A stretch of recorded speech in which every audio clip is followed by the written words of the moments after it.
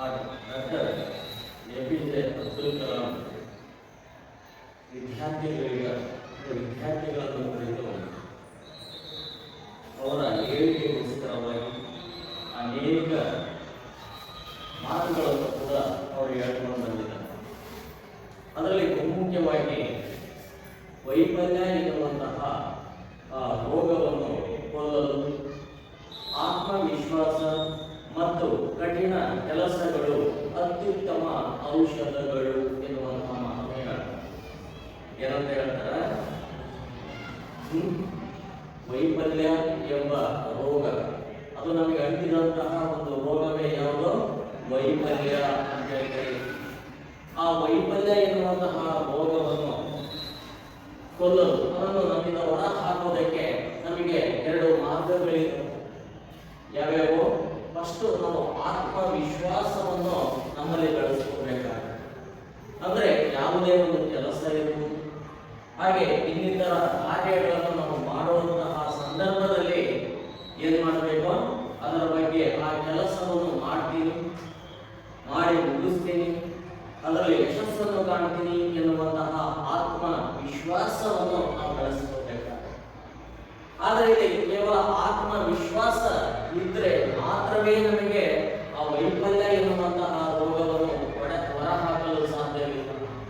ಅದರ ಜೊತೆ ನಾವು ಏನ್ ಮಾಡಬೇಕು? ಒಂದು ಕೆಲಸವನ್ನು ಮಾಡಬೇಕಾಗುತ್ತೆ. ಕಠಿಣವಾದಂತಹ ಕೆಲಸ ಅಂತೇಳಿ ನಾವು ಅಂದ್ರೆ ಆ ಒಂದು ಕೆಲಸದ ಬಗ್ಗೆ, ಆ ಕಾರ್ಯದ ಬಗ್ಗೆ ನಾವು ಕಠಿಣವಾದಂತಹ ಕಾರ್ಯದಲ್ಲಿ ತೊಡಗಿಕೊಂಡಾಗ ಆ ಒಂದು ವೈಫಲ್ಯತೆಯಿಂದ ಹೊರಬರುವುದರ ಮೂಲಕವಾಗಿ ಜೀವನದಲ್ಲಿ ಯಶಸ್ಸನ್ನು ಸಾಧಿಸಬಹುದು ಎನ್ನುವಂತಹ ಮಾತನ್ನು ಯಾರು ಹೇಳ್ಕೊಂಡು ಬರ್ತಾರೆ? ಡಾಕ್ಟರ್ ಎಪಿಜೆ ಅಬ್ದುಲ್ ಕಲಾಂ ಎನ್ನುವಂತಹ ವ್ಯಕ್ತಿ ಹೇಳ್ಕೊಂಡು ಬರ್ತಾರೆ. ಇಲ್ಲಿ ನಾವು ಮುಖ್ಯವಾಗಿ ಗಜ್ನಿ ಮೊಹಮ್ಮದ್ ಅಂತ ಹೆಸರು ಕೇಳಿದ್ದೀರ. ಟರ್ಕಿಯ ಸುಲ್ತಾನ್. ಇಲ್ಲಿ ನೋಡಿ, ಅವನು ಏನಪ್ಪ ಅಂದ್ರೆ ಭಾರತದ ಮೇಲೆ ನಿರಂತರವಾಗಿ 17 ಬಾರಿ ದಂಡಯಾತ್ರೆಯನ್ನು ಕೈಗೊಂಡ. ನೋಡಿ, ಭಾರತದ ಮೇಲೆ 17 ಬಾರಿ. ಇಲ್ಲಿ ಗಮನಿಸಬೇಕಾಗುತ್ತೆ, ಯಾಕೆ ಭಾರತದ ಮೇಲೆ 17 ಬಾರಿ ದಂಡಯಾತ್ರೆ ಕೈಗೊಂಡ?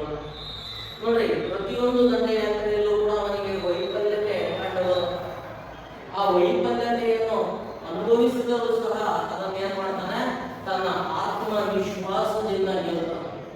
ಮತ್ತು ಕಠಿಣವಾದಂತಹ ಕೆಲಸ, ಅದಕ್ಕೆ ಏನ್ ಬೇಕು? ಆ ವೈಫಲ್ಯಕ್ಕೆ ಏನೇನು ಕಾರಣಗಳು ಎನ್ನುವುದನ್ನು ಆತ್ಮಾವಲೋಕನ ಮಾಡ್ಕೊಂಡು ಏನ್ ಮಾಡ್ತಾನೆ? ಅದನ್ನು ತನ್ನಿಂದ ದೂರವಿರಿಸುವುದರ ಮೂಲಕವಾಗಿ ಯಶಸ್ಸನ್ನು ಪಡಿಬೇಕಾಗಿರುತ್ತೆ. ಆ ಯಶಸ್ಸನ್ನು ಪಡೆಯುವುದಕ್ಕೆ ಏನೇನು ಮಾರ್ಗಗಳು ಬೇಕೋ ಆ ಮಾರ್ಗಗಳನ್ನೆಲ್ಲವನ್ನೂ ಕೂಡ ಕ್ರೋಢೀಕರಿಸ್ತಾನ, ತನ್ನ ಜೀವನದಲ್ಲಿ ಅಳವಡಿಸಿಕೊಳ್ತಾನ. ಅದರಂತೆ ಏನ್ ಮಾಡ್ತಾನೆ? ಭಾರತದ ಮೇಲೆ ಯುದ್ಧವನ್ನು ಮಾಡ್ತಾ ಏನ್ ಮಾಡ್ತಾನೆ? ಅದರಲ್ಲಿ ಯಶಸ್ಸನ್ನು ಕೂಡ ಕಂಡ ಎನ್ನುವಂತಹ ಒಂದು ಅಂಶವನ್ನು ನಾವು ಇಲ್ಲಿ ಗ್ರಹಿಸಬೇಕಾಗುತ್ತೆ. ಹಾಗಾಗಿ ಇಲ್ಲಿ ನಾವು ಏನಪ್ಪಾ ಅಂದ್ರೆ ಈ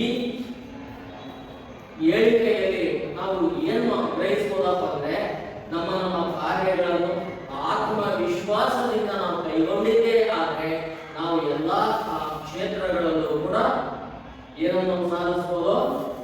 ಯಶಸ್ಸನ್ನು ಸಾಧಿಸಬಹುದು ಎನ್ನುವಂತಹ ಮಾತನ್ನು ಡಾಕ್ಟರ್ ಎಪಿಜೆ ಅಬ್ದುಲ್ ಕಲಾಂ ಎನ್ನುವಂತಹ ವ್ಯಕ್ತಿ ಹೇಳ್ಕೊಂಡು ಬಂದು ಅಂತೇಳಿ ನಮಗೆ ತಿಳಿಯುತ್ತೆ. ಹಾಗೆ ಇವತ್ತು ರೋಮ್ನ ನಾಗರಿಕತೆಯಲ್ಲಿ ಬರುವಂತಹ ದ್ವಿತೀಯ ತ್ರಿಮೂರ್ತಿಗಳಲ್ಲಿ ಪ್ರಮುಖನಾದಂತಹ ಆಗಸ್ಟಸ್ ಸೀಸರ್ ಎನ್ನುವಂತಹ ವ್ಯಕ್ತಿಯ ಸಾಧನೆಗಳು ಹಾಗೂ ಅವನು ಯಾವ ರೀತಿಯಾಗಿ ರೋಮ್ನಲ್ಲಿ ನಾಯಕನಾಗಿ ಅಧಿಕಾರವನ್ನು ವಹಿಸಿಕೊಳ್ಳುವುದರ ಮೂಲಕವಾಗಿ ಸುಮಾರು 44 ವರ್ಷಗಳ ಕಾಲ ರೋಮ್ನ ನಾಗರಿಕತೆಯಲ್ಲಿ ತನ್ನ ಆಳ್ವಿಕೆಯನ್ನು ನಡೆಸಿದ ಎನ್ನುವಂತಹ ವಿಷಯವನ್ನು ನಾವು ತಿಳ್ಕೋಬೇಕಾಗುತ್ತೆ. ಆದರೆ ಆಗಸ್ಟಸ್ ಸೀಸರ್ ಸಾಶ 29ರಿಂದ ಹಿಡಿದು ಸಾಶ 15ರವರೆಗೆ ರೋಮ್ನಲ್ಲಿ ರಾಜನಾಗಿ ಅಧಿಕಾರವನ್ನು ನಡೆಸಿದ. ಹಾಗಾದ್ರೆ ಇವನೊಬ್ಬ ಶ್ರೇಷ್ಠ ವನ್ನು ಒಳಗೊಂಡಂತಹ ಅರಸ ಅಂತೇಳಿ ನಾವು ಕರೀತೀವಿ. ಆ ಅರಸನಾಗುವುದರ ಮೂಲಕವಾಗಿ ರೋಮ್ನಲ್ಲಿ 3 ದಶಕಗಳಿಗಿಂತಲೂ ಹೆಚ್ಚು ಕಾಲ ಶಾಂತಿಯನ್ನು ನೀಡಿದಂತಹ ರಾಜನೇ ಯಾರು? ಆಗಸ್ಟಸ್ ಸೀಸರ್ ಅಂತೇಳಿ ನಾವು ಕರೀತೀವಿ. ಅಷ್ಟೇ ಅಲ್ಲದೆ ರೋಮ್ನ ಸಾಮ್ರಾಜ್ಯವನ್ನು ಕಟ್ಟುವುದರ ಮೂಲಕವಾಗಿ ಆ ಸಾಮ್ರಾಜ್ಯದಲ್ಲಿ ಕಲೆ ಮತ್ತು ಸಾಹಿತ್ಯಕ್ಕೆ ಹೆಚ್ಚಿನ ಪ್ರೋತ್ಸಾಹವನ್ನು ನೀಡುವುದರ ಮೂಲಕವಾಗಿ ರೋಮ್ನ ಇತಿಹಾಸದಲ್ಲಿ ಇವನ ಆಡಳಿತದ ಕಾಲವನ್ನು ಸುವರ್ಣ ಯುಗವನ್ನಾಗಿಸಿದಂತಹ ಒಬ್ಬ ಶ್ರೇಷ್ಠ ವ್ಯಕ್ತಿಯೇ ಯಾರೋ? ಆಗಸ್ಟಸ್ ಸೀಸರ್ ಅಂತೇಳಿ ನಾವು ಕರೀತೀವಿ. ಹಾಗಾದ್ರೆ ಈ ರೀತಿಯಾದಂತಹ ವ್ಯಕ್ತಿತ್ವವನ್ನು ಒಳಗೊಂಡಂತಹ ಈ ವ್ಯಕ್ತಿ ಹೇಗೆ ರೋಮ್ನಲ್ಲಿ ದ್ವಿತೀಯ ಮೂರ್ತಿಗಳಾಗಿ ಅಧಿಕಾರಕ್ಕೆ ಬಂದ? ಇಲ್ಲಿ ಮೊದಲ ತ್ರಿಮೂರ್ತಿಗಳಲ್ಲಿ ಬಹುಮುಖ್ಯವಾಗಿ ಬಂದಂತವನು ಯಾರೋ? ಜೂಲಿಯಸ್ ಸೀಸರ್ ಅಂತ ಕರೀತಾರೆ. ಈ ಜೂಲಿಯಸ್ ಸೀಸರ್ ಸಾಕ್ಷಾತ್ 44ರಲ್ಲಿ ಏನಾಗ್ತಾನೆ? ಸೆನೆಟಿನ ಸದಸ್ಯ, ಅಂದ್ರೆ ಇಲ್ಲಿ ಲಿಬರೇಟರ್ಸ್ ಎಂದು ಕರೆಸಿಕೊಳ್ಳುವಂತಹ ಬ್ರೂಟಸ್ ಎನ್ನುವಂತಹ ವ್ಯಕ್ತಿಯಿಂದ ಕೊಲೆಯಾದ ತರುವಾಯದಲ್ಲಿ ರೋಮ್ನ ಸಾಮ್ರಾಜ್ಯದಲ್ಲಿ ರಾಜಕೀಯವಾಗಿರುವುದು ಮತ್ತು ಸಾಮಾಜಿಕವಾಗಿ ಅನೇಕ ಗೊಂದಲಗಳು ಪ್ರಾರಂಭವಾಗುತ್ತವೆ. ಯಾವಾಗ ಅನೇಕ ಗೊಂದಲಗಳು ಪ್ರಾರಂಭವಾಗುತ್ತದೋ ಇಂತಹ ಸಂದರ್ಭದಲ್ಲಿ ಸಹಜವಾಗಿಯೇ ರೋಮ್ನಲ್ಲಿ ಅಧಿಕಾರವನ್ನು ವಹಿಸಿಕೊಂಡಂತವರು 3 ವ್ಯಕ್ತಿಗಳು ಅಂತೇಳಿ ನಾವು ಕರೀತೀವಿ. ಹಾಗಾದ್ರೆ 3 ವ್ಯಕ್ತಿಗಳು ಯಾರ್ಯಾರು ಇಲ್ಲಿ ಅಧಿಕಾರಕ್ಕೆ ಬರ್ತಾರೆ ಜೂಲಿಯಸ್ ಸೀಸರ್ನ ತರುವಾಯದಲ್ಲಿ? ಅದರಲ್ಲಿ ಮೊದಲನೇದಾಗಿ ಲೆಪಿಡಸ್ ಅಂತ ಹೇಳಿ,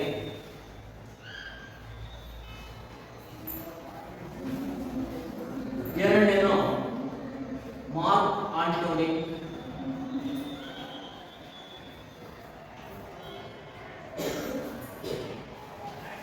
ಮೂರನೇನು ಆಕ್ಟಿವಿಯನ್,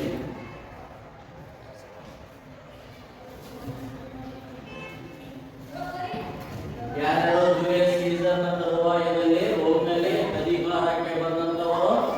ಲೆಪಿಡಸ್ ಇರ್ಬೋದು, ಮಾರ್ಕ್ ಆಂಟೋನಿ ಮತ್ತು ಆಕ್ಟಿವಿಯನ್ ಎನ್ನುವಂತಹ 3 ವ್ಯಕ್ತಿಗಳು ಏನಾಗ್ತಾರೆ? ಜೂಲಿಯಸ್ ಸೀಸರ್ನ ತರುವಾಯದಲ್ಲಿ ರೋಮ್ನಲ್ಲಿ ಅಧಿಕಾರಕ್ಕೆ ಬಂದರು ಅಂತ ಹೇಳ್ತಾರೆ.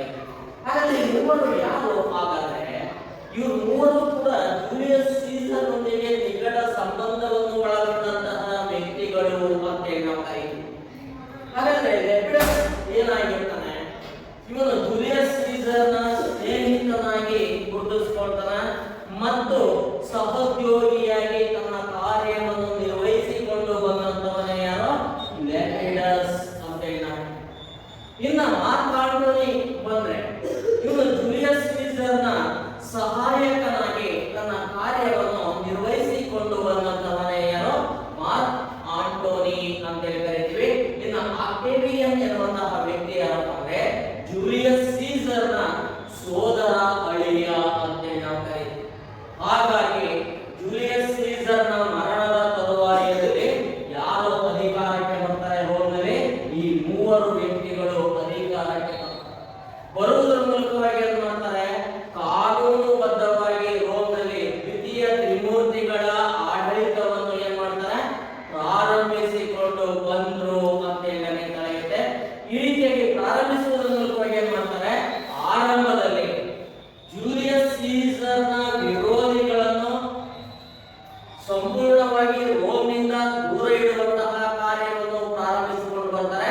ಅವರನ್ನು ದಮನ ಮಾಡುವಂತಹ ಕಾರ್ಯದಲ್ಲಿ ತೊಡಗಿಕೊಳ್ತಾರೆ ಈ 3 ವ್ಯಕ್ತಿಗಳು ಅಂತ ನಡೆಯುತ್ತೆ. ಆದ್ದರಿಂದ ಜೂಲಿಯಸ್ ಸೀಸರ್ನ ಹತ್ಯೆ ಮಾಡಿದಂತಹ ಯಾರು? ಸಂಚುಕೋರರಾದಂತಹ ಬ್ರೂಟಸ್ ಮತ್ತು ಇಲ್ಲಿ ಕ್ಯಾಸಿಯಸ್ ಅಂತ ಹೇಳಿ ಅಂದ್ರೆ ಬ್ರೂಟಸ್ ಇಂದ ಅವನು ಕೊಲೆಯಾಗಲ್ಪಟ್ಟಿರ್ತಾನೆ. ಅವನಿಗೆ ಬೆಂಬಲವನ್ನು ನೀಡಿದಂತವನು ಕ್ಯಾಸಿಯಸ್ ಅಂತ ಹೇಳಿ ಕರೀತೀವಿ. ಈ ಇಬ್ಬರು ವ್ಯಕ್ತಿಗಳನ್ನು ದಮನ ಮಾಡುವಂತಹ ಶಿಕ್ಷಿಸುವಂತಹ ಕಾರ್ಯದಲ್ಲಿ ಈ 3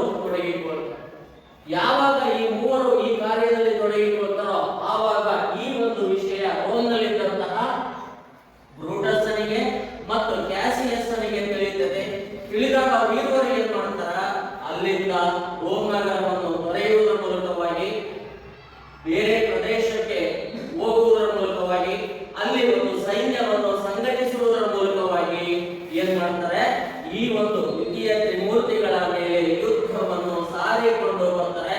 ಹಾಗಾಗಿ ಇವರ ನಡುವಿನಂತಹ ಒಂದು ಕದನವನ್ನೇ ಫಿಲಿಪಿ ಕದನ ಅಂತ ಹೇಳ್ತಾರೆ. ಯಾವ ಕದನ ನಡೆಯುತ್ತೆ? ಸಂಚುಕೋರರಾದಂತಹ ಬ್ರೂಟಸ್ ಮತ್ತು ಕ್ಯಾಸಿಯಸ್ ಹಾಗೂ ಈ ದ್ವಿತೀಯ ತ್ರಿಮೂರ್ತಿಗಳ ನಡುವೆ ಯಾವ ಕದನ ನಡೆದುಕೊಂಡು ಬರುತ್ತೆ? ಫಿಲಿಪಿ ಎನ್ನುವಂತಹ ಕದನ ನಡೆಯುವುದರ ಮೂಲಕವಾಗಿ ಈ ಒಂದು ಕದನದಲ್ಲಿ ಸಂಚುಕೋರರಾದಂತಹ ಯಾರು ಬ್ರೂಟಸ್ ಮತ್ತು ಕ್ಯಾಸಿಯಸ್ ಅಂತ ಹೇಳಿ ಕರಿತೀವಿ, ಇವರು ಈರುವರು ಪರಾಭವಗೊಳ್ಳುವುದರ ಮೂಲಕವಾಗಿ ಅಲ್ಲಿಗೆ ಆ ಈರುವರನ್ನು ಕೂಡ ಹತ್ಯೆಗೈಯಲಾಯಿತು ಅಂತ ಹೇಳಿ ನಮಗೆ. ಈ ರೀತಿಯಾಗಿ ಸಂಚುಕೋರರ ಗಮನ ಒಂದ್ ಕಡೆ ನಡೀತಾ ಇರುತ್ತೆ. ಹಾಗೆ ಇನ್ನು ಜೂಲಿಯಸ್ ಸೀಸರ್ನ ವಿರೋಧಿಗಳು ರೋಮ್ನಲ್ಲಿ ನೆಲೆಸಿರ್ತಾರೆ. ಅದರಲ್ಲಿ ಮುಖ್ಯವಾಗಿ ಯಾರಪ್ಪ ಅಂದ್ರೆ ಸೆನೆಟಿಗರು ಅಂತ ಹೇಳಿ ಅಂದ್ರೆ ಸೆನೆಟಿನಲ್ಲಿ ಇರುವಂತಹ ಅನೇಕ ಕೆಲವೊಂದು ಸದಸ್ಯರು ಕೂಡ ಜೂಲಿಯಸ್ ಸೀಸರ್ನ ವಿರೋಧಿಗಳಾಗಿರ್ತಾರೆ. ಅಂತಹ ಸೆನೆಟಿಗರನ್ನು ಏನ್ ಮಾಡ್ತಾರೆ? ಗುರುತಿಸುವುದರ ಮೂಲಕವಾಗಿ ಅವರಿಗೆ ಮರಣ ದಂಡನೆ ಶಿಕ್ಷೆಯನ್ನು ವಿಧಿಸಿಕೊಂಡು ಬಂದರು ಅಂತ ಹೇಳಲಾಗುತ್ತೆ. ಹಾಗೆ ಅವರ ಆಸ್ತಿಯನ್ನು ಮುಟ್ಟುಗೋಲು ಹಾಕಿಕೊಳ್ಳಲಾಯಿತು ಅಂತ ಹೇಳಲಾಗುತ್ತೆ. ಈ ರೀತಿಯಾದಂತಹ ಕಾರ್ಯಗಳನ್ನು ಹಮ್ಮಿಕೊಳ್ಳುವುದರ ಮೂಲಕವಾಗಿ ಏನ್ ಮಾಡಿದ್ರು? ಜೂಲಿಯಸ್ ಸೀಸರ್ನ ಮರಣದ ತರುವಾಯದಲ್ಲಿ ಉಂಟಾದಂತಹ ರಾಜಕೀಯ ಮತ್ತು ಸಾಮಾಜಿಕ ಗೊಂದಲಗಳನ್ನು ನಿವಾರಿಸುವುದರ ಮೂಲಕವಾಗಿ ರೋಮ್ನ ಸಾಮ್ರಾಜ್ಯವನ್ನು ಮತ್ತೆ 3 ಭಾಗಗಳನ್ನಾಗಿ ವಿಭಾಗಿಸಿಕೊಳ್ಳುವುದರ ಮೂಲಕವಾಗಿ ಈ 3 ವ್ಯಕ್ತಿಗಳು ತಮ್ಮಲ್ಲಿಯೇ ಹಂಚಿಕೊಂಡರು ಅಂತ ಹೇಳ್ತಾರೆ. ಹಾಗಾದ್ರೆ ಈ 3 ರೋಮ್ನ ಸಾಮ್ರಾಜ್ಯವನ್ನು ಯಾವ ಯಾವ ಭಾಗಗಳನ್ನಾಗಿ ವಿಭಾಗಿಸಿಕೊಳ್ಳುವುದರ ಮೂಲಕವಾಗಿ ಆ ಒಂದು ಭಾಗಗಳ ಆಡಳಿತವನ್ನು ನೋಡಿಕೊಳ್ತಾ ಬರ್ತಾರೆ. ಅದರಲ್ಲಿ ಮುಖ್ಯವಾಗಿ ಲೆಪಿಡಸ್ ಅಂತ ಹೇಳ್ತಾರೆ. ಈ ಲೆಪಿಡಸ್ ರೋಮ್ನ ಭಾಗವಾದಂತಹ ಆಫ್ರಿಕಾವನ್ನು ಪಡ್ಕೊಳ್ತಾರೆ. ಯಾವ ಭೂಭಾಗ ಅವನಿಗೆ ಲಭ್ಯವಾಗುತ್ತೆ? ಲೆಪಿಡಸ್ನ ಆಳ್ವಿಕೆಗೆ ಸೇರುತ್ತೆ ಆಫ್ರಿಕಾ ಅಂತ ಕರಿತೀವಿ. ಈ ಆಫ್ರಿಕಾ ಎನ್ನುವಂತಹ ಭೂಭಾಗ ಲೆಪಿಡಸ್ ಗೆ ಸೇರಿಕೊಳ್ಳುತ್ತೆ. ಹಾಗಾಗಿ ಅಲ್ಲಿನ ಅಧಿಕಾರ ಯಾರ ಕೈ ಸೇರುತ್ತೆ? ಲೆಪಿಡಸ್. ಇನ್ನು ಮಾರ್ಕ್ ಆಂಟೋನಿ ಅಂತ ಹೇಳಿ ಈ ಮಾರ್ಕ್ ಆಂಟೋನಿಗೆ ರೋಮನ್ ಸಾಮ್ರಾಜ್ಯದ ಪೂರ್ವ ಪ್ರಾಂತ್ಯಗಳು ಅಂತ ಹೇಳಿ ನಾವು ಕರೀತೀವಿ.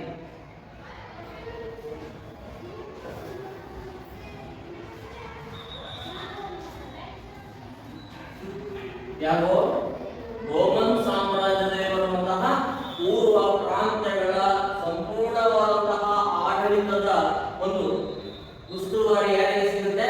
ಮಾರ್ಕ್ ಆಂಟೋನಿಗೆ ಸಿಗುತ್ತೆ. ಇನ್ನು ಉಳಿದನ್ನು ಜೂಲಿಯಸ್ ಸೀಸರ್ನ ಸೋದರಳಿಯ ಅಂತ ಕರಿತೀವಿ. ಇವನು ಏನ್ ಮಾಡ್ತಾನಪ್ಪ ಅಂದ್ರೆ ಇಟಲಿಯಲ್ಲಿ ಉಳಿಯುವುದರ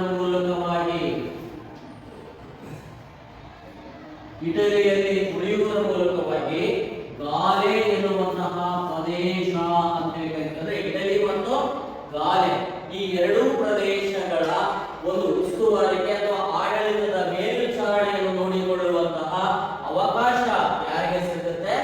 ಆಕ್ಟೇವಿಯನ್ ಎನ್ನುವಂತಹ ಜೂಲಿಯಸ್ ಸೀಸರ್ನ ಸೋದರಳಿಯನಿಗೆ ಲಭ್ಯವಾಯಿತು ಅಂತ ಕರೀತೀವಿ. ಇಲ್ಲಿ ಗಾಲೆ ಅಂದ್ರೆ ಇಂದಿನ ಫ್ರಾನ್ಸ್ ಮತ್ತು ಯಾವ ಬೆಲ್ಜಿಯಂ ಅಂತ ಕರೀತೀವಿ. ಈ ಎರಡು ಭೂಭಾಗಗಳನ್ನು ಪ್ರಾಚೀನ ಕಾಲದಲ್ಲಿ ಗಾಲೆ ಎಂಬ ಹೆಸರಿನಿಂದ ಕರೆಯಲ್ಪಡ್ತಿದ್ವಿ ಅಂತ ಹೇಳಿದ್ದಾರೆ. ಹಾಗಾದ್ರೆ ಈ ರೀತಿಯಾಗಿ ಈ ಒಂದು ಸಾಮ್ರಾಜ್ಯವನ್ನು ಹಂಚಿಕೊಳ್ಳುವುದರ ಮೂಲಕವಾಗಿ ತಮ್ಮ ಆಡಳಿತವನ್ನು ಪ್ರಾರಂಭಿಸಿಕೊಂಡು ಬಂದರು ಅಂತ ಹೇಳಿದ್ದಾರೆ.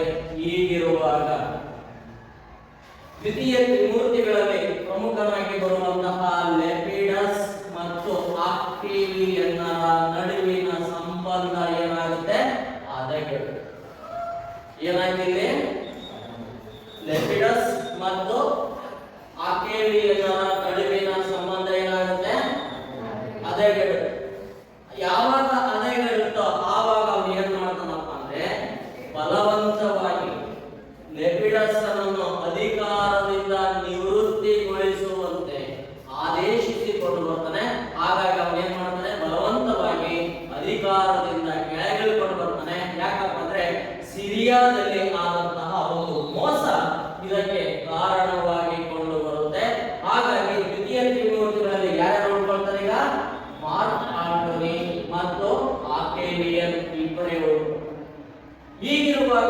ಏನಾಗುತ್ತೆ, ಮಾರ್ಕ್ ಆಂಟನಿ ಯಾವಾಗ ಲೆಪಿಡಸ್ ಈ ಆಫ್ರಿಕಾವನ್ನು ಬಿಟ್ಟು ಅಧಿಕಾರದಿಂದ ಕೆಳಗಿಳಿದನೋ ಆವಾಗ ಮಾರ್ಕ್ ಆಂಟನಿ ಏನ್ ಮಾಡ್ತಾನೆ, ಆಫ್ರಿಕಾದ ರಾಣಿಯೊಂದಿಗೆ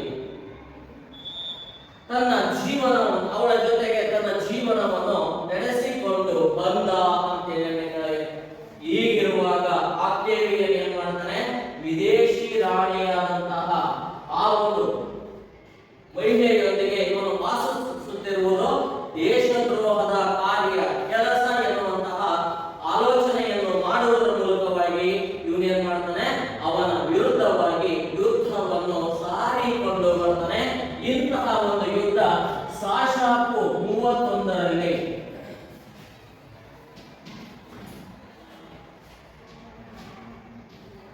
ಆಕ್ವಿಯಂ ಎನ್ನುವಂತಹ ಪ್ರದೇಶದಲ್ಲಿ ಪ್ರಾರಂಭವಾಗುತ್ತೆ. ಯಾವ ಪ್ರದೇಶದಲ್ಲಿ ಪ್ರಾರಂಭವಾಗುತ್ತೆ? ಸಾಶಾಪು 31ರಲ್ಲಿ ಆಕ್ವಿಯಂ ಎನ್ನುವಂತಹ ಪ್ರದೇಶದಲ್ಲಿ ಯಾರು, ಮಾರ್ಕ್ ಆಂಟೋನಿ ಮತ್ತು ಯಾರ ನಡುವೆ, ಅಂದ್ರೆ ಆಕ್ಟಿವಿಯನ್ನರ ನಡುವೆ ಯುದ್ಧಗಳು ಪ್ರಾರಂಭವಾಗಿಕೊಂಡು ಬರ್ತವೆ. ಈ ಒಂದು ಕದನದಲ್ಲಿ ಆಕ್ಟಿವಿಯನ್ ಏನ್ ಮಾಡ್ತಾನೆ, ಮಾರ್ಕ್ ಆಂಟೋನಿಯನ್ನು ಸೋಲಿಸಿ ಹತ್ಯೆಗೈತಾನೆ. ಯಾವಾಗ ಮಾರ್ಕ್ ಆಂಟೋನಿ ಪರಾಭವಗೊಳ್ತಾನೋ ಆವಾಗ ಇಲ್ಲಿ ಸಹಜವಾಗಿಯೇ ಈ ಒಂದು ಪೂರ್ವ ಪ್ರಾಂತ್ಯಗಳು ಮತ್ತು ಆಫ್ರಿಕಾ ಯಾರ ಅಧೀನಕ್ಕೆ ಒಳಪಡುತ್ತೆ, ಆಕ್ಟೇವಿಯನ್ನ ಅಧೀನಕ್ಕೆ ಒಳಪಟ್ಟು ಅಂತ ಹೇಳಿ ತಿಳಿಯುತ್ತೆ. ಹಾಗಾಗಿ ಈ ಒಂದು ಆಫ್ರಿಕಾದ ಆಕ್ರಮಣದೊಂದಿಗೆ ರೋಮ್ ಹೊಸ ಯುಗವನ್ನು ಪ್ರಾರಂಭಿಸಿಕೊಂಡು ಬಂತು ಅಂತ ಹೇಳಿ ತಿಳಿಯುತ್ತೆ. ಹೇಗೆ ಹೊಸ ಯುಗವನ್ನು ಪ್ರಾರಂಭ ಮಾಡುವಂತಹ ರೋಮ್ ಅಂದ್ರೆ, ಇಲ್ಲಿ ಸಾಶಾಪು 27ರಲ್ಲಿ ಆಕ್ಟೇವಿಯನ್ ಏನಾಗ್ತಾನೆ, ರೋಮ್ ಸಾಮ್ರಾಜ್ಯದ ಏಕೈಕ ನಾಯಕನಾಗಿ ಅಧಿಕಾರವನ್ನು ವಹಿಸ್ತಾನೆ. ಯಾರಲ್ಲಿ ರೋಮ್ನ ಏಕೈಕ ನಾಯಕನಾಗಿ ಅಧಿಕಾರವನ್ನು ವಹಿಸಿಕೊಳ್ತಾರ? ಅಂದ್ರೆ ಇಲ್ಲಿ ಆಕ್ವೇರಿಯಂ ಎನ್ನುವಂತಹ ವ್ಯಕ್ತಿ ಏನ್ ಮಾಡ್ತಾನೆ, ರೋಮ್ನ ಏಕೈಕ ಅಂದ್ರೆ ರಾಜನಾಗಿ ಅಥವಾ ಅಧಿಕಾರಿಯಾಗಿ ತನ್ನ ಆಡಳಿತವನ್ನು ಪ್ರಾರಂಭಿಸಿಕೊಂಡು ಬಂದ ಅಂತ ಹೇಳಿ ತಿಳಿಯುತ್ತೆ. ಅಷ್ಟೇ ಅಲ್ಲದೆ ಇವನ ಕಾಲದಲ್ಲಿ ರೋಮ್ ಹುಚ್ಚುರಾಯ ಸ್ಥಿತಿಯನ್ನು ತಲುಪಿತು ಅಂತ ಹೇಳಿ ತಿಳಿಯುತ್ತೆ. ಇಂತಹ ಒಂದು ಸ್ಥಿತಿ 2 ಶತಮಾನಗಳವರೆಗೂ ಕೂಡ ರೋಮ್ನ ಸಾಮ್ರಾಜ್ಯದಲ್ಲಿ ಮುಂದುವರೆದುಕೊಂಡು ಬರುವಂತೆ ಅಡಿಪಾಯವನ್ನು ಹಾಕಿದಂತಹ ವ್ಯಕ್ತಿಯೇ ಆಕ್ಟೇವಿಯನ್ ಎನ್ನುವಂತಹ ವ್ಯಕ್ತಿ ಅಂತ ಹೇಳಿ ತಿಳಿಯುತ್ತೆ. ಹಾಗೆ ಇವರು ಈ ರೀತಿಯಾಗಿ ಅಧಿಕಾರಕ್ಕೆ ಬರುವುದರ ಮೂಲಕವಾಗಿ 3 ಬಿರುದುಗಳನ್ನು ಒಳಗೊಂಡು, ಯಾವ್ಯಾವ 3 ಬಿರುದುಗಳು ಅಂದ್ರೆ, ಮೊದಲನೇದಾಗಿ ಆಗಸ್ಟಸ್, ಮೊದಲನೇ ಬಿರುದು ಯಾವುದು? ಆಗಸ್ಟಸ್. ಎರಡನೇ ಇಂಪರೇಟರ್,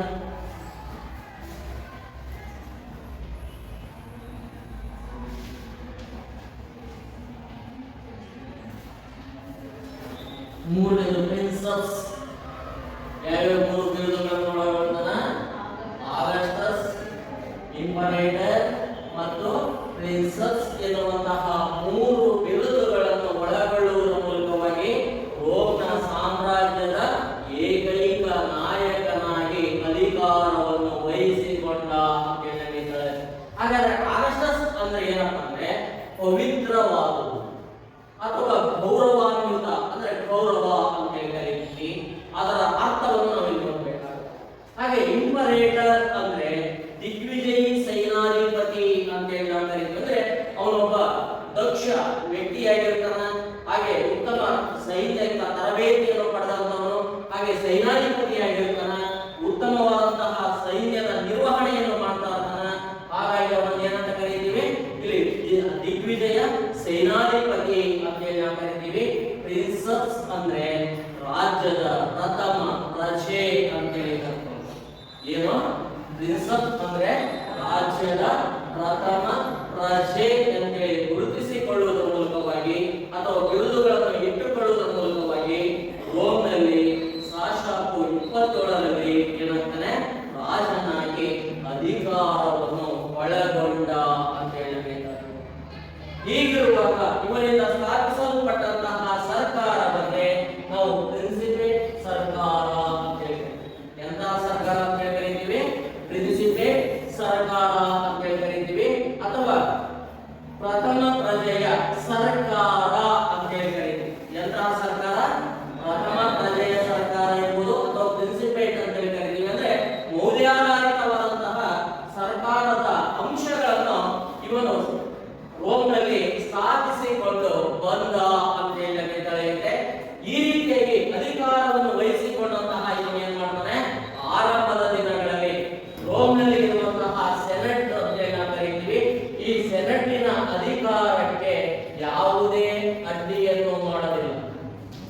ಸೆನೆಟ್ಗೆ ಯಾವುದೇ ರೀತಿಯಾದಂತಹ ಅಡ್ಡಿಯನ್ನು ಮಾಡದೆ ಅದಕ್ಕೆ ಮುಕ್ತವಾದಂತಹ ಅವಕಾಶವನ್ನು ನೀಡಿಕೊಂಡು ಬರ್ತಾನೆ.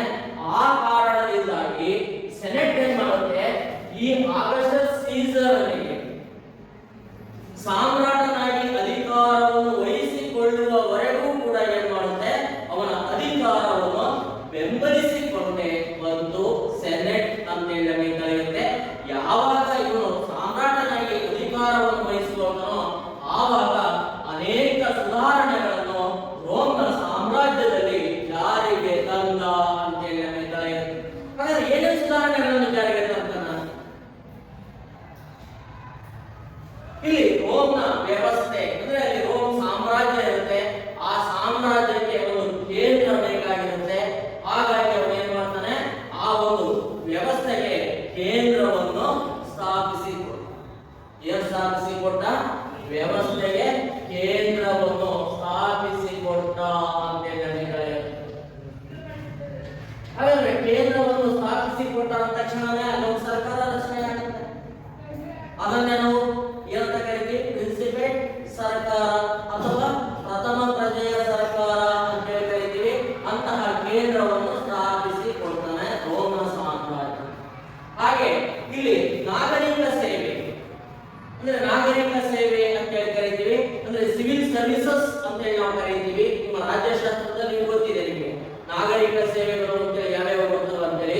ಅಂತಹ ನಾಗರಿಕ ಸೇವೆಗೆ ಏನ್ ಮಾಡ್ತಾನೆ, ಒಬ್ಬ ಮುಖ್ಯಸ್ಥ ಬೇಕಾಗಿರುತ್ತೆ.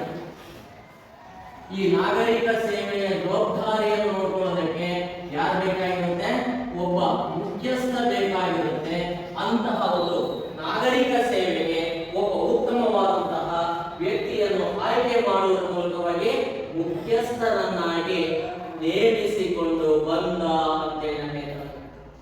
ಹಾಗೆ ವಿಶಾಲವಾದಂತಹ ಸಾಮ್ರಾಜ್ಯದ ನಿರ್ವಹಣೆಗೋಸ್ಕರವಾಗಿ ಸೈನ್ಯದ ಅವಶ್ಯಕತೆ ಇರುತ್ತೆ. ಆ ಸೈನ್ಯದ ನಿರ್ವಹಣೆಯನ್ನು ಮಾಡುವುದಕ್ಕೋಸ್ಕರವಾಗಿ ಅವನು ಯಾರನ್ನು ನೇಮಕ ಮಾಡ್ತಾನೆ, ಒಬ್ಬ ನಾಯಕನನ್ನು ನೇಮಿಸಿಕೊಂಡು ಬಂದ ಅಂತೇಳಿ ನಮಗೆ. ಹಾಗೆ ಪ್ರಜೆಗಳಿಗೆ ಏನ್ ಹೇಳ್ತಾನಪ್ಪ ಅಂದ್ರೆ ಸಾರ್ವಭೌಮತ್ವ, ಅಂದ್ರೆ ಪ್ರಜೆಗಳಿಗೆ ಸಾರ್ವಭೌಮನನ್ನು ಅಂದ್ರೆ ಒಬ್ಬ ವ್ಯಕ್ತಿಯನ್ನು ಅಂದ್ರೆ ಅವರ ಆಡಳಿತವನ್ನು ಉತ್ತಮವಾದಂತಹ ಆಡಳಿತದ ನಿರ್ವಹಣೆಯನ್ನು ನೋಡಿಕೊಳ್ಳುವಂತಹ ದಕ್ಷ ಆಡಳಿತಾಧಿಕಾರಿಯನ್ನು ನೀಡಿಕೊಂಡು ಬಂದ ಅಂತೇಳಿ ಕಳೆಯುತ್ತೆ. ಹಾಗಾಗಿ ಪ್ರಜೆಗಳಿಗೆ ಸಾರ್ವಭೌಮನನ್ನು ನೀಡುವುದರ ಮೂಲಕವಾಗಿ, ಪ್ರಾಂತ್ಯಗಳಿಗೆ ರಕ್ಷಕನನ್ನು ನೀಡುವುದರ ಮೂಲಕವಾಗಿ, ಸಾಮ್ರಾಜ್ಯಕ್ಕೆ ಶಾಂತಿಯನ್ನು ನೀಡುವುದರ ಮೂಲಕವಾಗಿ ಏನ್ ಮಾಡ್ತಾನೆ, ತನ್ನ ಅನೇಕ ಸುಧಾರಣೆಗಳನ್ನು ರೋಮ್ನಲ್ಲಿ ಪ್ರಾರಂಭಿಸಿಕೊಂಡು ಬಂದ ಅಂತ ಹೇಳಿದರೆ ಆ ನಿಟ್ಟಿನಲ್ಲಿ ಇವನು ಅನೇಕ ಪ್ರದೇಶಗಳ ಮೇಲೆ ಯುದ್ಧವನ್ನು ಮಾಡಿ ಆಕ್ರಮಿತ ರಾಜ್ಯಗಳನ್ನು ಕೂಡ ತನ್ನ ಸಾಮ್ರಾಜ್ಯದಲ್ಲಿ ವಶಪಡಿಸಿಕೊಂಡಿರ್ತಾನ. ಅಂತಹ ಆಕ್ರಮಿತ ರಾಜ್ಯಗಳಲ್ಲಿ ಏನ್ ಮಾಡ್ತಾನಪ್ಪ ಅಂದ್ರೆ ಅಲ್ಲಿನ ಸರ್ಕಾರಗಳಿಗೆ ಮಾನ್ಯತೆಯನ್ನು ನೀಡುವುದರ ಮೂಲಕವಾಗಿ ಭ್ರಷ್ಟಾಚಾರ ಮತ್ತು ಲಂಚಗೊಳಿತನವನ್ನು ತಡೆಗಟ್ಟಿದ ಅಂತ ಹೇಳಿ ಕರೆಯುತ್ತೆ. ಹಾಗೆ ತಡೆಗಟ್ಟುವುದರ ಮೂಲಕವಾಗಿ ಏನ್ ಮಾಡ್ತಾನೆ, ಕಾನೂನು ಸುವ್ಯವಸ್ಥೆಯನ್ನು ಏನ್ ಮಾಡ್ತಾನೆ, ಬಲಿಷ್ಠಗೊಳಿಸಿದ ಅಂತ ಹೇಳಿ ಕರೆಯುತ್ತೆ. ಹಾಗೆ ತನ್ನ ಸಾಮ್ರಾಜ್ಯದಾದ್ಯಂತ ಏನ್ ಮಾಡ್ತಾನೆ, ಅನೇಕ ನ್ಯಾಯಾಲಯಗಳು ಅಂದ್ರೆ ಹೊಸ ನ್ಯಾಯಾಲಯಗಳನ್ನು ಸ್ಥಾಪಿಸಿಕೊಂಡು ಬರ್ತಾನೆ. ಅಂಚೆ ಕಚೇರಿಗಳು ಅಂತ ಹೇಳಿ ಕರಿತೀವಿ. ಇವುಗಳನ್ನು ಕೂಡ ಇಲ್ಲಿ ಸ್ಥಾಪಿಸಿಕೊಂಡು ಬರುವುದರ ಮೂಲಕವಾಗಿ ಬಡವರಿಗೆ ಆಹಾರ ಧಾನ್ಯಗಳ ಪೂರೈಕೆಯನ್ನು ವ್ಯವಸ್ಥಿತವಾಗಿ ನಿರ್ವಹಿಸಿಕೊಂಡು ಬಂದ ಅಂತ ಹೇಳಿ ಕರೆಯುತ್ತೆ. ಇದರ ಜೊತೆಯಲ್ಲಿ ಇನ್ನೂ ಅನೇಕ ಕಾರ್ಯಗಳನ್ನು ಪ್ರಾರಂಭಿಸಿಕೊಂಡು ಬರ್ತಾನೆ. ಅದರಲ್ಲಿ ಏನಪ್ಪ ಅಂದ್ರೆ ಸಾರ್ವಜನಿಕ ಕಟ್ಟಡಗಳನ್ನು ನಿರ್ಮಿಸಿಕೊಂಡು ಬರ್ತಾನೆ. ಅಂದ್ರೆ ಏನು, ಸಾರ್ವಜನಿಕ ಅಂದ್ರೆ ಸರ್ಕಾರದ ಕಟ್ಟಡಗಳು ಅಂತ ಹೇಳಿ ನಾವು ಕರಿತೀವಿ. ಅಂತಹ ಸಾರ್ವಜನಿಕ ಕಟ್ಟಡಗಳ ನಿರ್ಮಾಣವಾಗುತ್ತೆ. ರಸ್ತೆಗಳನ್ನು ನಿರ್ಮಿಸಿಕೊಂಡು ಬರ್ತಾನೆ, ಸೇತುವೆಗಳನ್ನು ನಿರ್ಮಿಸಿಕೊಂಡು ಬರ್ತಾನೆ. ಹಾಗೆ ಕಾರಂಜಿಗಳು ಅಂತ ಹೇಳಿ ಕರಿತೀವಿ, ಆ ಕಾರಂಜಿಗಳನ್ನು ನಿರ್ಮಾಣ ಮಾಡ್ತಾನೆ. ರಂಗ ಮಂದಿರಗಳನ್ನು ನಿರ್ಮಿಸಿಕೊಂಡು ಬರುವುದರ ಮೂಲಕವಾಗಿ ಅವುಗಳ ನಿರ್ಮಾಣಕ್ಕೆ ಉದಾರವಾದಂತಹ ಹಣವನ್ನು ವಿನಿಯೋಗಿಸಿಕೊಂಡು ಬಂದ ಅಂತ ಹೇಳಿ. ಹಾಗೆ ಇದರ ಜೊತೆ ಏನ್ ಮಾಡ್ತಾನಪ್ಪ ಅಂದ್ರೆ ಈಗಾಗಲೇ ಜೂಲಿಯಸ್ ಸೀಸರ್ ಒಂದು ಕ್ಯಾಲೆಂಡರ್ ಅನ್ನು ಪರಿಚಯಿಸಿರ್ತಾನೆ. ಆ ಕ್ಯಾಲೆಂಡರ್ ನಲ್ಲಿ ಆಗಸ್ಟ್ ಎನ್ನುವಂತಹ ತಿಂಗಳು ಈ ಒಂದು ಆಗಸ್ಟ್ ತಿಂಗಳು ನಾವು ಗಮನಿಸಬೇಕಾಗುತ್ತೆ. ಆಗಸ್ಟ್ ನಮಗೆ ಅತ್ಯಂತ ಪ್ರಮುಖವಾದಂತಹ ತಿಂಗಳು ಅಂತ ಹೇಳಿ ಕರೀತೀವಿ. ಈ ಒಂದು ತಿಂಗಳನ್ನು ಯಾರ ಹೆಸರಿನೊಂದಿಗೆ ಸೇರಿಸ್ತಾನೆ? ಆಗಸ್ಟಸ್ ಎನ್ನುವಂತಹ ರಾಜನೇ ಅವನ ಹೆಸರಿನಿಂದಾಗೆ ಏನ್ ಮಾಡ್ತಾನೆ? ಆ ಕ್ಯಾಲೆಂಡರ್ ನಲ್ಲಿ ಆಗಸ್ಟ್ ತಿಂಗಳನ್ನು ಸೇರಿಸಿಕೊಂಡು ಬಂದ ಅಂತ ಹೇಳ್ತಾರೆ. ಅಷ್ಟೇ ಅಲ್ಲದೆ ರೋಮ್ ನಗರದಲ್ಲಿ ಕಟ್ಟಿಸಿದಂತಹ ಕಲೋಸಿಯಂ ಎಂಬ ರಂಗಮಂದಿರ ಅಂತ ಹೇಳಿ ಯಾವ ಕಟ್ಟಡವನ್ನು ನಿರ್ಮಾಣ ಮಾಡ್ತಾನೆ? ಕಲೋಸಿಯಂ ಎನ್ನುವಂತಹ ರಂಗಮಂದಿರವನ್ನು ಅಥವಾ ನಾಟಕ ರಂಗಮಂದಿರ ಅಂತ ಹೇಳಿ ಕರೀತೀವಿ. ಈ ಒಂದು ನಾಟಕ ರಂಗಮಂದಿರವನ್ನು ರೋಮ್ನಲ್ಲಿ ನಿರ್ಮಿಸಿದಂತಹ ಒಂದು ಹೆಗ್ಗಳಿಕೆ ಈತನಿಗೆ ಸಲ್ಲುತ್ತೆ. ಇದು ಏಕಕಾಲದಲ್ಲಿ 50,000 ಜನತೆ ಕೂತು ಆ ಒಂದು ಪ್ರದಕ್ಷಿಣೆಯನ್ನು ವೀಕ್ಷಣೆ ಮಾಡುವಂತಹ, ಅಂದ್ರೆ ಪ್ರೇಕ್ಷಣೆ ಏನ್ ಮಾಡುವಂಥದ್ದು, ಆ ನಾಟಕದ ಒಂದು ವೀಕ್ಷಣೆಯನ್ನು ಮಾಡುವಂತಹ ಅವಕಾಶವನ್ನು ಈ ಒಂದು ಕಲೋಸಿಯಂ ಎನ್ನುವಂತಹ ರಂಗಮಂದಿರ ಕಲ್ಪಿಸಿ ಕೊಡ್ತು ಅಂತ ಹೇಳುತ್ತೆ. ಹಾಗೆ ಇಲ್ಲಿ ಅನೇಕ ರಸ್ತೆಗಳನ್ನು ನಿರ್ಮಾಣ ಮಾಡಿಕೊಂಡು ಬರ್ತಾನೆ. ಯಾವಾಗ ರಸ್ತೆಗಳು ಇಲ್ಲಿ ನಿರ್ಮಾಣವಾಗ್ತವೋ ಈ ರಸ್ತೆಗಳು ಏನಾಗ್ತವೆ? ಮೆಡಿಟೇರಿಯನ್ ವಲಯದಲ್ಲಿ ಅಂತ ಹೇಳಿ ಕರೀತೀವಿ. ಈ ಒಂದು ಪ್ರದೇಶದಲ್ಲಿ ವ್ಯಾಪಾರ ಮತ್ತು ವಾಣಿಜ್ಯ ಕೇಂದ್ರವಾಗಿ ಆ ಒಂದು ಪ್ರದೇಶ ಪ್ರಖ್ಯಾತಿಯನ್ನು ಪಡೆಯಲು ಅವಕಾಶವನ್ನು ಕಲ್ಪಿಸಿಕೊಡುವುದರ ಮೂಲಕವಾಗಿ ಇವನು ಚೀನಾ ಮತ್ತು ಭಾರತ ಅಂತ ಹೇಳಿ ಕರೀತೀವಿ. ಈ ಎರಡು ರಾಷ್ಟ್ರಗಳೊಂದಿಗೆ ವಾಣಿಜ್ಯ ಸಂಬಂಧಗಳನ್ನು ಮುಂದುವರಿಸಿಕೊಂಡು ಬಂದ ಅಂತ ಹೇಳಿ ಕಳೆಯುತ್ತೆ. ಹಾಗೆ ಇಟ್ಟಿಗೆಗಳಿಂದ ನಿರ್ಮಾಣಗೊಂಡಂತಹ ರೋಮ್ ನಗರವನ್ನು ಅಮೃತ ಶಿಲೆಯ ನಗರವನ್ನಾಗಿ ಪುನರ್ ನಿರ್ಮಿಸಿದಂತಹ ಒಂದು ಕೀರ್ತಿಯು ಕೂಡ ಆಗಸ್ಟಸ್ ಸೀಸರನಿಗೆ ಸಲ್ಲುತ್ತೆ ಅಂತ ಹೇಳಿ ಕಳೆಯುತ್ತೆ. ಹಾಗೆ ಈ ರೀತಿಯಾಗಿ ತನ್ನ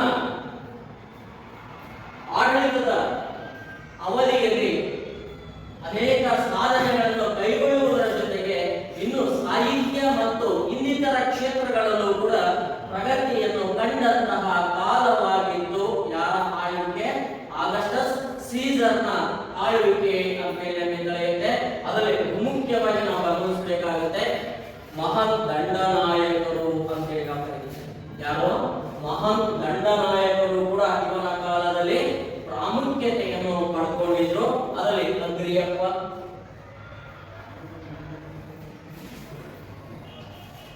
ಯಾರು ಅಂತ ಅದರಲ್ಲಿ ಪ್ರಮುಖವಾಗಿ ಅಗ್ರಿಯಪ್ಪ ಅಂತ ಹೇಳಿ ಕರೀತೀವಿ. ಇಂತಹ ಒಬ್ಬ ವ್ಯಕ್ತಿ ಇರ್ಬೋದು. ಹಾಗೆ ಮ್ಯಾನಿನಾಸ್,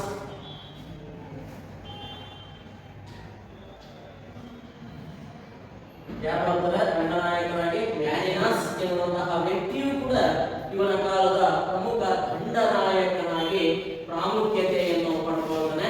ಹಾಗೆ ಇದರ ಜೊತೆಯಲ್ಲಿ ಅನೇಕ ಲೇಖಕರು, ಕವಿಗಳು ಆಶ್ರಯವನ್ನು ಪಡ್ಕೊಳ್ತಾರೆ. ಹಾಗೆ ಇತಿಹಾಸಕಾರರು ಅಂತ ಹೇಳಿ ನಾವು ಕರೀತೀವಿ. ಅದರಲ್ಲಿ ಪ್ರಮುಖವಾಗಿ ಬರುವಂತಹ ಇತಿಹಾಸಕಾರರು ಯಾರಪ್ಪ ಅಂದ್ರೆ ಬರ್ಕೊಳ್ಳಿ,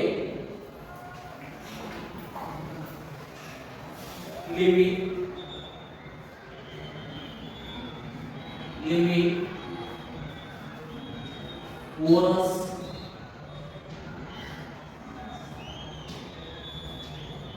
ವರ್ಜಿಲ್, ಓವಿಡ್,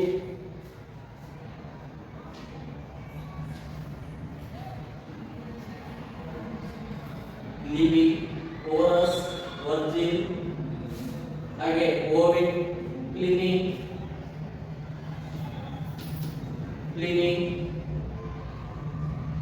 ಮತ್ತು ಟಾಸಿಟಸ್.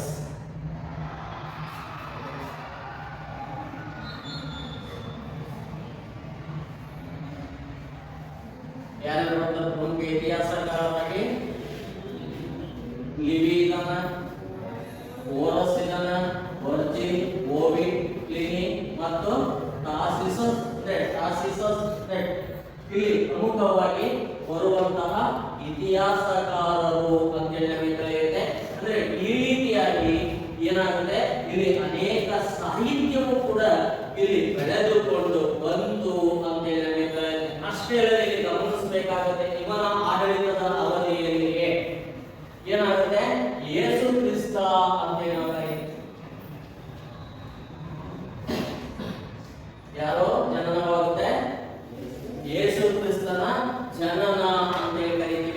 ಅಂತಹ ಯೇಸು ಕ್ರಿಸ್ತನ ಜನನವೂ ಕೂಡ ಯಾರ ಆಡಳಿತದ ಅವಧಿಯಲ್ಲಿ ಆಗುತ್ತೆ? ಈ ಅಗಸ್ಟಸ್ ಸೀಸರ್ನ ಆಡಳಿತದ ಅವಧಿಯಲ್ಲಿ ಆಗಿಕೊಂಡು ಬಂತು ಅಂತೇಳಿ ನಮಗೆ ತಿಳಿಯುತ್ತೆ. ಆ ಕಾರಣದಿಂದಾಗಿ ಕೂಡ ಇದು ಒಂದು ಸುವರ್ಣ ಯುಗ ಅಂತೇಳಿ ನಮಗೆ ಕಂಡು ಬರುತ್ತೆ. ಈ ಎಲ್ಲಾ ಅಂಶಗಳ ಆಧಾರದ ಮೇಲೆ ಅಂತೇಳಿ ನಾವು ಕರೀತೀವಿ. ಅಂದ್ರೆ ಅವ್ರು ಏನೇನು ಕೈಗೊಂಡು ಅಂದ್ರೆ ಪ್ರಥಮ ಪ್ರಜೆಯ ಸರ್ಕಾರವನ್ನು ಸ್ಥಾಪನೆ ಮಾಡ್ತಾನೆ, ಸೆನೆಟಿನ ವಿರೋಧವನ್ನು ಕಟ್ಟಿಕೊಳ್ಳದೆ ಅದರ ಬೆಂಬಲವನ್ನು ಪಡೆದುಕೊಳ್ಳುವುದರ ಮೂಲಕವಾಗಿ ರಾಜನಾಗ್ತಾನೆ. ಅನಂತರದಲ್ಲಿ ಅನೇಕ ಕಾರ್ಯಗಳನ್ನು ಅಂದ್ಕೊಳ್ತಾ ಬರ್ತಾನೆ. ಏನು ಆ ಕಾರ್ಯಗಳು, ಏನೇನು ಕಾರ್ಯಗಳನ್ನು ಅಂದ್ಕೊಳ್ತಾನೆ ಅಲ್ಲಿ ನೋಡಿ, ರಸ್ತೆಗಳ ನಿರ್ಮಾಣ ಮಾಡ್ತಾನೆ, ಹಾಗೆ ಏನ್ ಮಾಡ್ತಾನೆ, ಸೇತುವೆಗಳನ್ನು ನಿರ್ಮಿಸಿಕೊಂಡು ಬರ್ತಾನೆ, ಹಾಗೆ ಸಾರ್ವಜನಿಕ ಕಟ್ಟಡಗಳು, ರಂಗಮಂದಿರ, ಕಾರಂಜಿ, ಅಂದ್ರೆ ಈ ರೀತಿಯಾದಂತಹ ಒಂದು ಅಭಿವೃದ್ಧಿ ಪರ ಕಾರ್ಯಗಳನ್ನು ರೋಮ್ನ ಸಾಮ್ರಾಜ್ಯದಲ್ಲಿ ಪ್ರಾರಂಭಿಸಿಕೊಂಡು ಬರ್ತಾನೆ. ಹಾಗೆ ಬಡವರಿಗೆ ಏನ್ ಹೇಳ್ತಾನೆ, ಆಹಾರ ಧಾನ್ಯಗಳ ಪೂರೈಕೆಯನ್ನು ಮಾಡಿಕೊಂಡು ಬರ್ತಾನೆ. ಇಂತಹ ಹಲವಾರು ಕಾರ್ಯಕ್ರಮಗಳನ್ನು ಹಾಕಿಕೊಳ್ಳುವುದರ ಮೂಲಕವಾಗಿ ರೋಮ್ನ ಇತಿಹಾಸದಲ್ಲಿ ಇವನ ಆಡಳಿತದ ಕಾಲವನ್ನು ಏನಂತ ಕರಿತೀವಿ? ಸುವರ್ಣ ಯುಗ, ಅಂದ್ರೆ ಗೋಲ್ಡನ್ ಎರಾ ಅಂತ ಕರಿತೀವಿ. ಸುವರ್ಣ ಯುಗವಾಗಿತ್ತು ಅಂತ ಹೇಳುತ್ತೆ. ಹಾಗಾಗಿ ಈ ಒಂದು ಯುಗವನ್ನು ಪ್ಯಾಕ್ಸ್ ರೋಮನ ಅಂತ ಕರಿತೀವಿ. ಏನಂತ ಕರಿತೀವಿ?